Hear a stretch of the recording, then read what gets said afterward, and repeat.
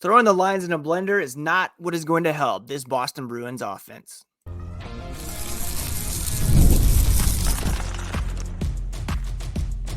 You're Locked On Bruins, your daily podcast on the Boston Bruins, part of the Locked On Podcast Network, your team every day. What is up, Bruins fans, and welcome back to the Locked On Boston Bruins podcast. I'm your host, Ian McLaren, and this is a daily show where we discuss all things Spoked B. Today is Thursday, October 31st, and I want to thank you so much for making Locked On Bruins part of your daily routine. Free and available on your favorite podcast app and on YouTube, part of the Locked On Podcast Network, your team every day. And today's episode is brought to you by FanDuel. New customers can place a $5 bet and you'll get started with $150 in bonus bets if you win your first $5 bet. Visit FanDuel.com to get started. And before we get started talking about the Bruins' latest attempt to jumpstart the offense, our weekly cup check, as well as a preview of tonight's game against the Carolina Hurricanes. A quick reminder, you can find the podcast on social media at Locked NHL Bruins, and you can find me, my hockey thoughts, dad jokes, at Ian C. McLaren. All right, let's jump into things here as the Bruins, in a desperate attempt to jumpstart the offense, have thrown the lines completely in a blender and are going with a very different look, at least in practice, on Wednesday in advance of tonight's game against the Hurricanes in Carolina. How wild are these lines? Well, you have the fourth line that has been the best line for this team so far this season, broken up and each placed on a different line, all in the top 9. Here's what we're looking at right now. A first line of John Beecher, along with Pavel Zacha and David Pastrnak. And then a second line of Brad Marchand with Elias Lindholm and Mark Kastelic. On the third line, we have Max Jones, who will be presumably re-added to the lineup after some healthy scratches, playing alongside Charlie Coyle and Cole Koepke.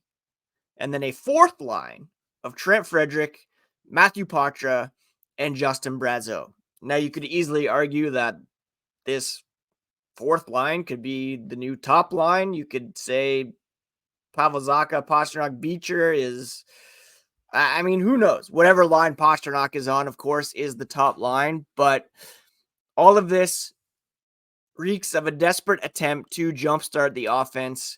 And for one thing, you are taking apart the one line that has been successful for this team at 5-on-5.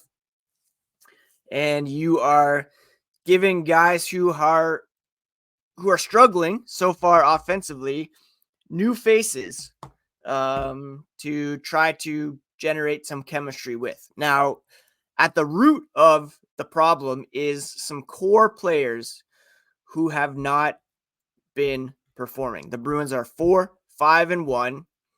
And the reality is, when you look at this lineup, it just does not have the depth of an NHL lineup.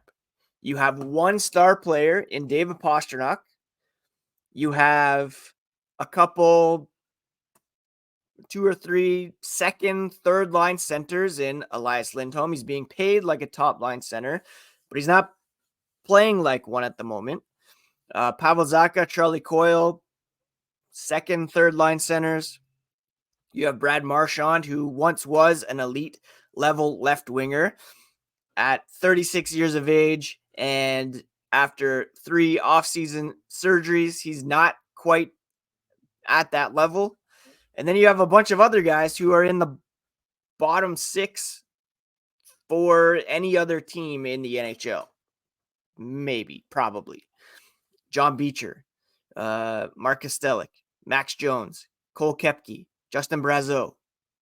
These are guys that, yeah, they're integral parts of the Bruins lineup at the moment, but coming into the season, they were seen as fourth liners at best. Now you're sprinkling them up and down the lineup.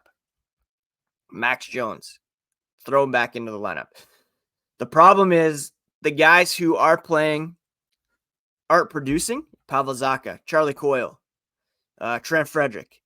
These are players who are supposed to provide the secondary scoring following David Pastrnak, who were in top 5 in scoring last year for this team. And if they're not producing, and then you're relying on borderline NHL, AHL players, it's going to be a tough go for this team. Again, you prioritize Lindholm and Zadorov in the offseason.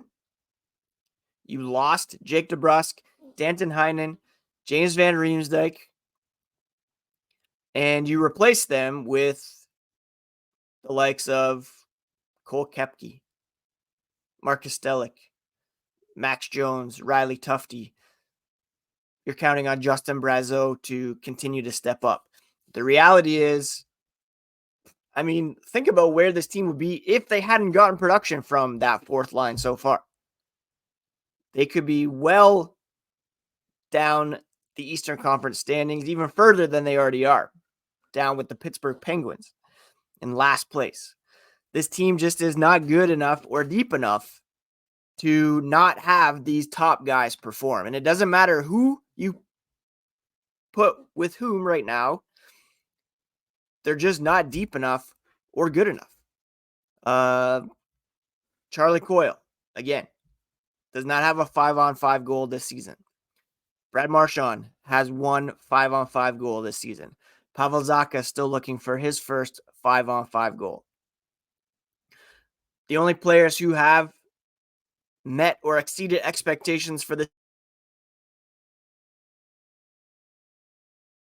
Marcus Stellick has 3, Cole Koepke has 3, and now they're being asked to intersperse themselves around the lineup and try to help get some of these other guys going as well. Morgan Geekie, 0 goals, 1 point. Started off as the second line right wing. He's likely to be a healthy scratch tonight. Trent Frederick, again, 1 5-on-5 goal. Matt Poitras, 0 goals so far this season. Justin Brazeau, 1 goal at 5-on-5. The duo of Lindholm, Pastrnak, that was supposed to be a major driver for this team this year. That's already been dismantled. Zacha, again, playing with Pastrnak and Beecher on the left side. Lindholm with Marchand and Kostelik. The Bruins made a significant investment because they thought Lindholm could be a number 1 center and would play well with Pastrnak. But they've been nowhere near good enough. Montgomery, head coach Jim Montgomery said it should work. They're 2 smart hockey players, 2 players that see the ice really well, 2 players who can shoot and pass. They can skate. Hasn't materialized, so they are mixing things up. Guys are not playing on instinct. They're overthinking, Montgomery said. In any sport, if you're overthinking instead of just being in the moment, you're not going to play fast. It's obvious where the puck is going, and that's why a lot of their pucks are getting picked off. Again, Jim Montgomery is in the final year of a 3-year contract. No extension signed as of yet. Who knows if that will come? At this rate, it doesn't seem likely. And he's just trying everything he can to jumpstart this offense. But I think it starts with the roster composition. And if you look at this roster, there's just not enough high-end NHL level talent, especially up front. And that's a big problem for this team. We'll look at the top 5 teams in the NHL next and see where the Bruins rank among them.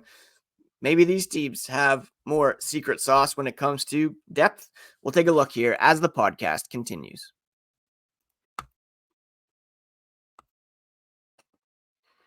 Get ready to tackle this weekend's NFL action with FanDuel, America's #1 sportsbook. Right now, new customers can bet $5 and get $150 in bonus bets if you win. The FanDuel Sportsbook app gives you everything you need to place live bets on the NFL all in one place. When you get a hunch in the middle of a game, you can check out the latest stats, view live play-by-play, and so much more on the same page where you place your bets. Visit FanDuel.com to join today. You'll get started with $150 in bonus bets if you win your first $5 bet. That's FanDuel.com. Never waste a hunch and make every moment more with FanDuel, an official sportsbook partner of the NFL.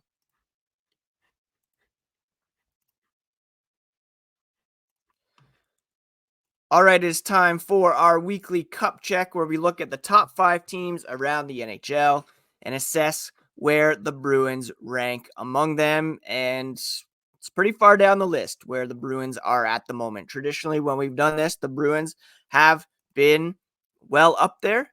But right now, Boston sits in 25th when it comes to point percentage in the NHL, 450 point percentage, tied with the Edmonton Oilers. So good company there, although they're without Connor McDavid for a few weeks, and the Montreal Canadiens, the Detroit Red Wings, and the Buffalo Sabres. When it comes to goal differential, the Bruins -7, tied with Detroit, the Islanders ahead of only a handful of teams.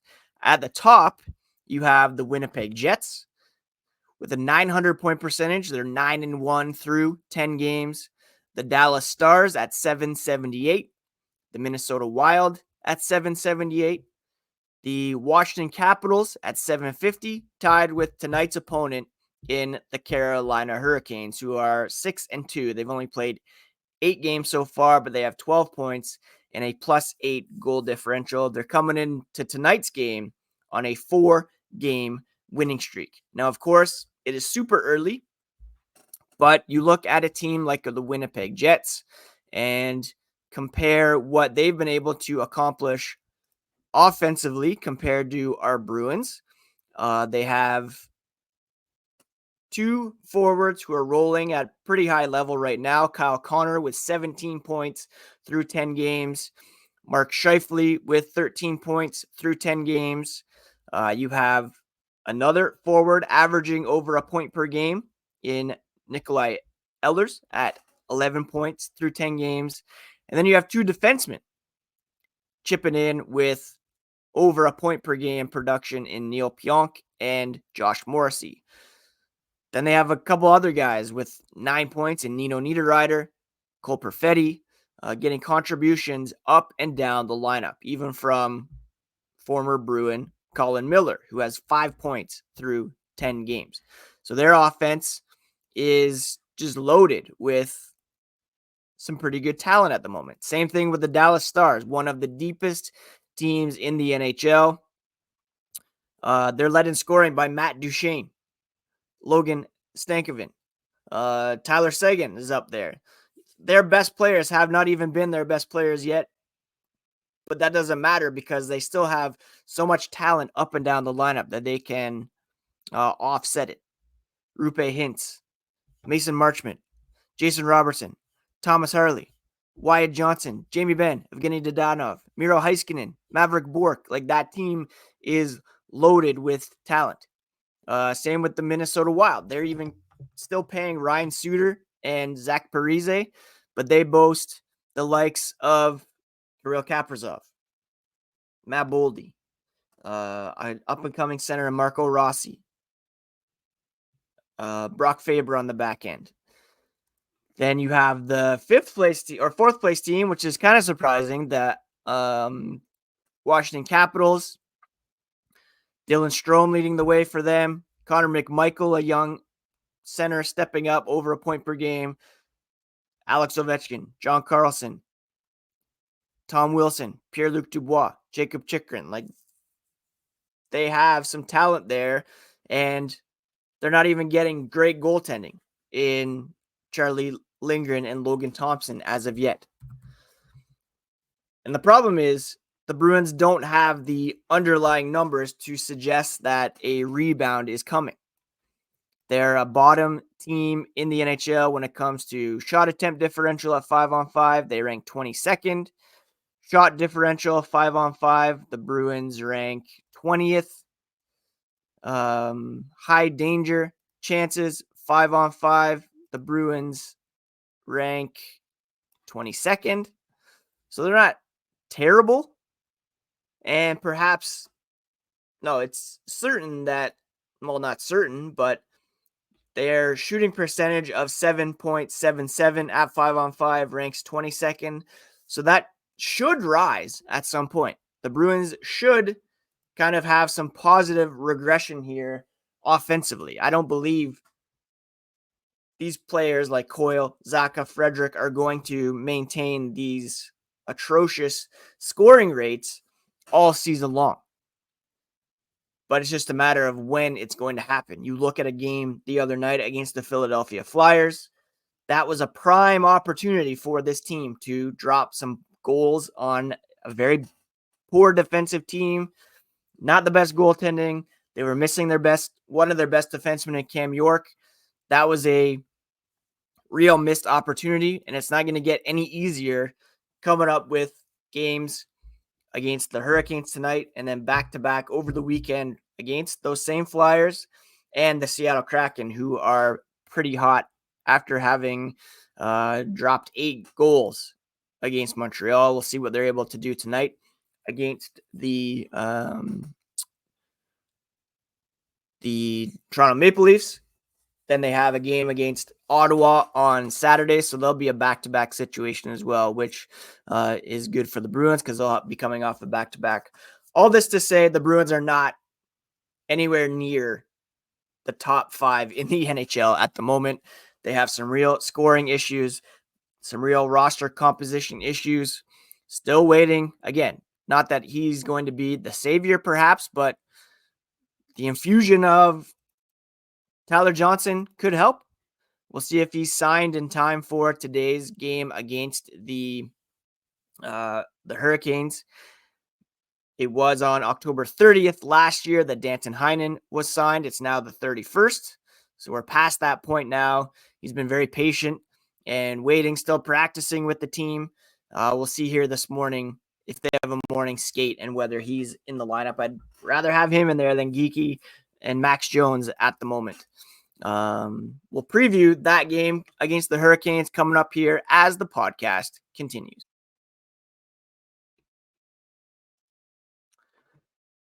PrizePicks is the best place to get real money sports action. With over 10 million members and billions of dollars in awarded winnings, PrizePicks has made daily fantasy sports accessible to all.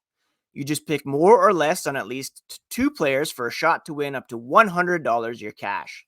Run your game all season long on PrizePicks. PrizePicks puts their members first. All withdrawals are fast, safe, and secure. When my picks hit, I can get my money in as fast as 15 minutes.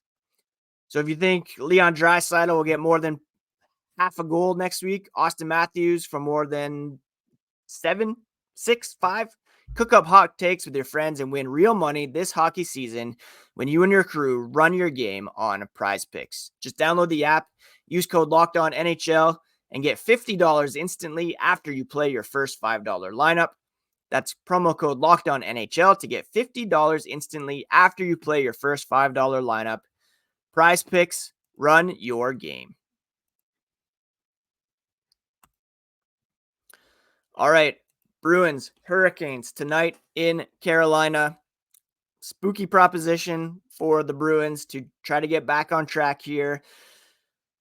But anything's possible in today's NHL. Any team can win on any given night. And hopefully the Bruins come out with a pretty solid effort. The Hurricanes, as I mentioned, they've only played 8 games so far this season. They're 6-2. And they are on a 4-game winning streak, including victories over the Oilers in overtime, regulation wins over Calgary, Seattle, and they're coming off an overtime win over the Vancouver Canucks. The Hurricanes are led in scoring over the past 5 games by Martin Necas. He's got 8 points, including 5 assists. Jack Roslovic with 3 goals for them over their past 5 games.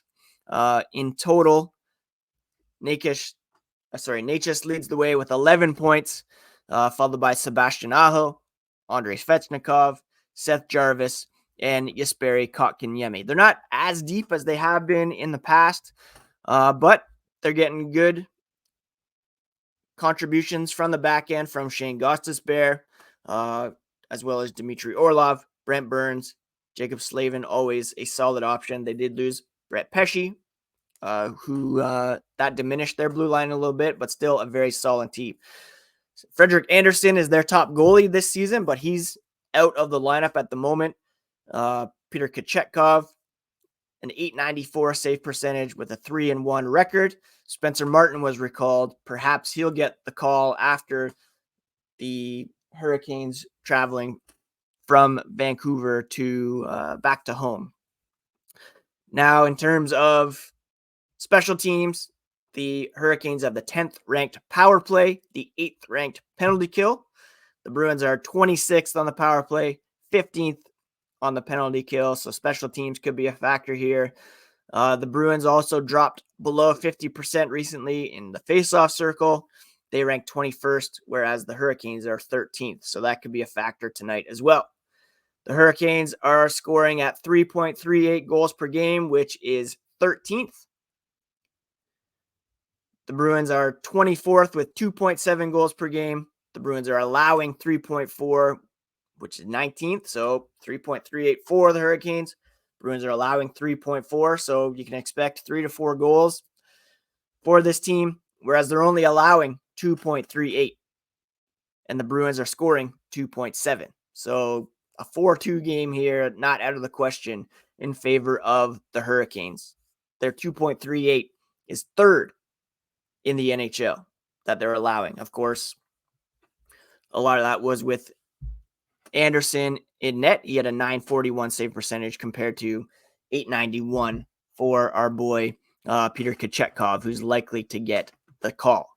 The Hurricanes, traditionally a very solid team when it comes to the underlying stats. They rank first in the NHL in terms of shot attempt differential, 61.5% in their favor. Shot attempt differential, they rank first as well at 5-on-5. High danger chances, they rank second. And altogether, they're actually on the low end in terms of PDO.